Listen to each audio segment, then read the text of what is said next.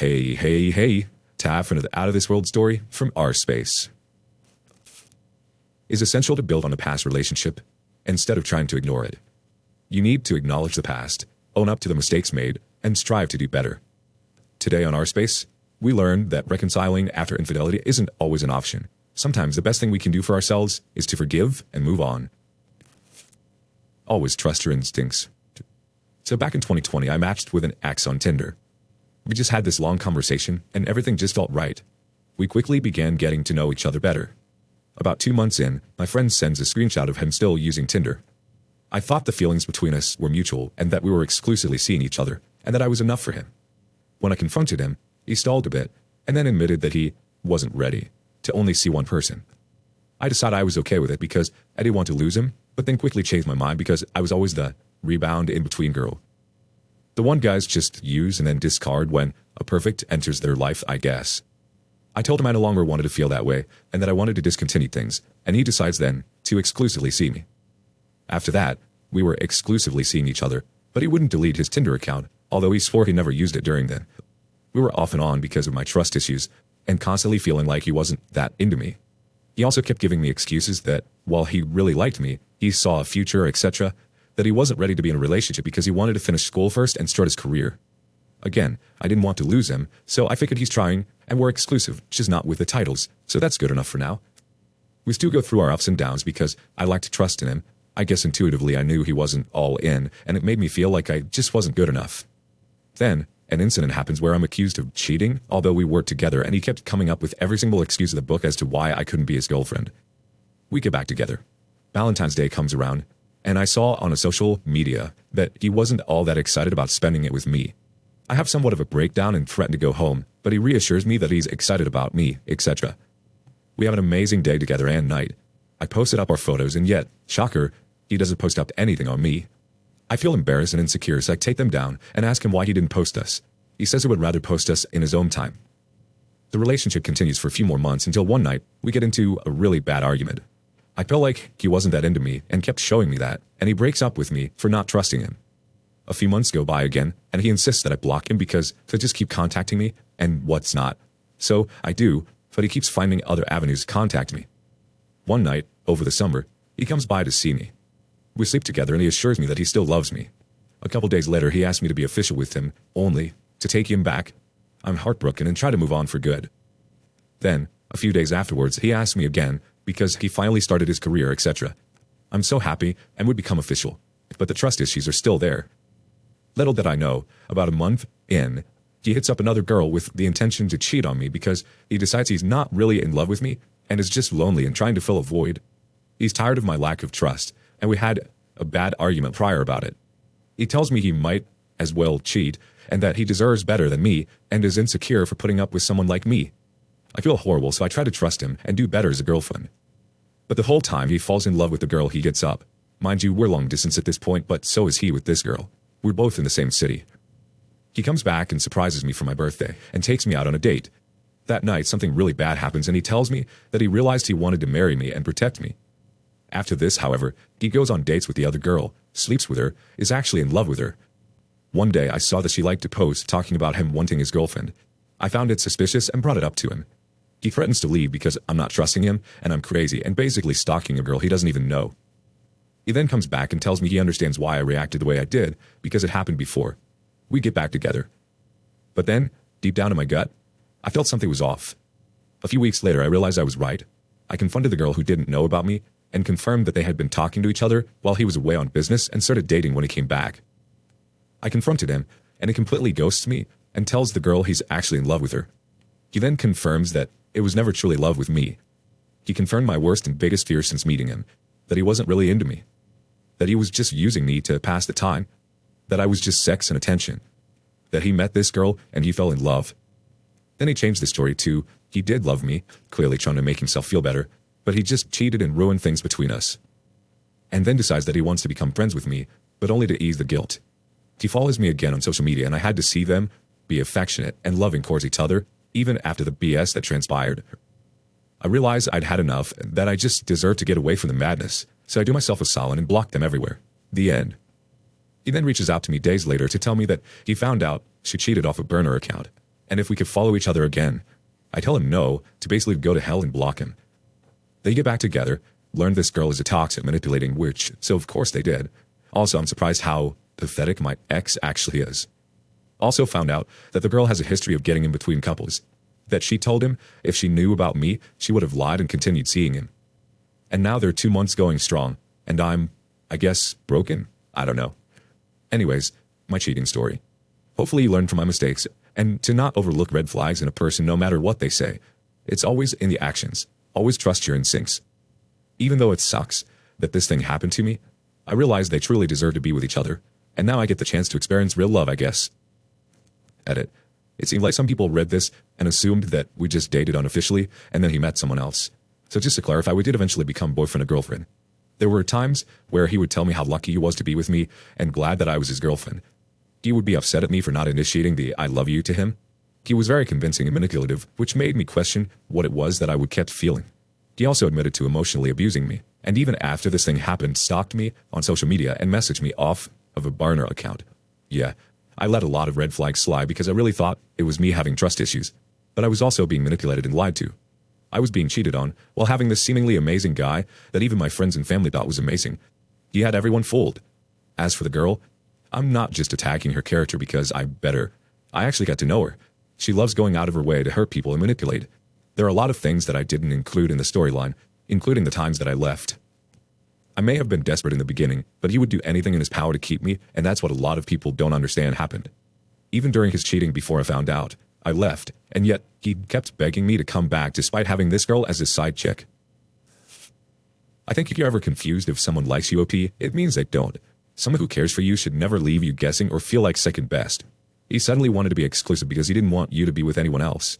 He wanted you to be available for him, and at his beck and call. He didn't post about you because he had other things going on with other women. What a scumbag. You're 100% right about your intuition. It's a shame we don't listen to it more. Update. Guess the grass wasn't greener. After telling me how unhappy I made him feel, how I forced him into being with me, how the connection was so much stronger with this girl, how in love with her he was, how he's much better now for her, and other messed up crap he said to me, including rubbing his love for her in my face, they're done. And I'm actually not in a celebratory mood over it, which means, to some extent, I must have really moved past everything if this is my reaction. Oh yeah, and he started calling stalking me, which I find somewhat amusing. I forced you into being with me, but here you are, not leaving me alone. Trying to force your way back into my life. The one you so willingly left and decided wasn't good enough or worth it in the slightest. Guess you gave me something to laugh about. Well, on with my life, I continue. But I guess I'm putting this here for the betrayed partners that were left for the fair partners. That have convinced themselves that they were all wrong and not good enough. That the wayward partner and a fair partner will last and they deserve a life of misery. And while I can't say I'm happy and I'm in a much better place now, I guess I'm somewhere far removed from this treachery. It's only a matter of time before all else fails with them. But who knows? They may get back together. If so, who cares? Guess I have stuff to send over to the fair partner that thought they won. I'm so glad you're in a different place in life where you don't go back to that toxicity anymore, OP. Self-respect is huge. He needed what he thought was an easy fix, but you're a changed woman. Funny how they blame you for everything and then come running back, initially gaslighting you to feel more in control. They're most likely to come back when you don't react to their emotional manipulations. Sometimes when people break up with you, they do so because they deem you invaluable to them. If you're always calling and begging for them to come back, there's no scarcity. They think they can come back whenever they please, so you confirm your lack of value to them. However, if you cease all contact and ignore their messages, you create that scarcity. Now they think you might not want them anymore. Suddenly, your value goes up in their eyes. Update. The update of all updates. Karma. So for a brief rundown, before I get into this update, my ex and I had been in an on and off relationship, and in December 2021, I found out he had been cheating on me, and when I found out, he left me for the other woman. He has said that he never loved me, that he was practically just with me out of convenience, and that they shared a strong connection, and she was the one he fell in love with. It was a whole lot of devaluing me to get with this other girl, basically. It's a whole lot, but that's the gist of it. The relationship sucked. He almost never had time for me. He would always put his friends above me, and I was always the one, well, mostly the one, traveling to him just to spend time with him. He was extremely emotionally abusive. It was a mess, and I'm glad that I'm realizing how bad the relationship actually was for me. Anyways, So this morning I received a message from him off his social media account, a new one because I have him blocked everywhere. He was begging me to unblock him on iMessages because he had something he needed to tell me. I'm not stupid. I already knew what he was going to say, but I decided to play along. So I unblocked him and asked him what was up. Long story short, he started talking about how he told one of his best friends about our split and was catching up with them. This friend of his had fallen out with him, and I guess now they're friends again. And the friend said that he messed up when he left me and that he should do whatever it takes to get me back, and so that's why he was in my messages. I thought this was hilarious, and I quickly told him that it's never happening again. He left me for another woman and betrayed me in the worst way imaginable. He's somehow convinced that he can change my mind. Why? I don't know. I asked what happened between him and the affair partner, and he said he spent the entire relationship cheating on him and lying to him. Ha, idiot. I pointed out that that's the only reason why he's in my messages, and he said the reason why is because of what his friend said. His plan is to heal fully, I guess, so that he can be a healthy partner to me, 1,000,000%, and commit to me. I told him I wanted him to heal and to be with who he was destined to be with, but it won't be me before blocking his butt. Wished him well and everything. I wasn't even angry about any of this. I might have been a little emotional, but I guess I'm glad he's going to know what it's like to crap on someone who was genuinely good to him and there for him and no longer have access to that person. Maybe this will teach him to be mindful of how he treats the person in his life who cares about him. Perhaps not. Who knows? And who cares, I guess. Weirdly enough, I don't feel justified or as satisfied as I thought I would be. I just no longer care, and I'm in a place now where I just feel continuing to be single is what I want to do. If there's anything that relationship and this whole fiasco have taught me, it's never to settle, and that I indeed truly deserve much better than to end up with someone that screwed me over so deeply. Even if they change for me, it's not enough for me to be with someone that betrayed me. This may come across as offensive to reconcilers, so if you're reconciling, I don't think you should read this portion. I will never ever in my life support reconciliation. I don't care how amazing things were in the relationship, or how much that person claims that they can change, or if we're married, and I've been married for 56 freaking centuries. I told my mother about what happened, and she started talking about, if you and deserves a second chance. No, they do not. You don't get to throw everything I've done for us and our experiences and everything in the dump to screw me over for some other person and still gain access to me. No effing way. Does it make me a perfectionist to want to end up with someone who would never, ever, ever in life even dream of hurting me the way my ex did? That's what I want, and this is why I'll remain single. I do thank my ex for showing me how low my standards were, though. I don't think I will ever be that person again that accepts the bare minimum.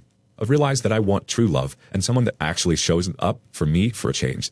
I want someone who reciprocates and actually gives a damn about me in the way my ex, and to be honest, all my past partners, never did.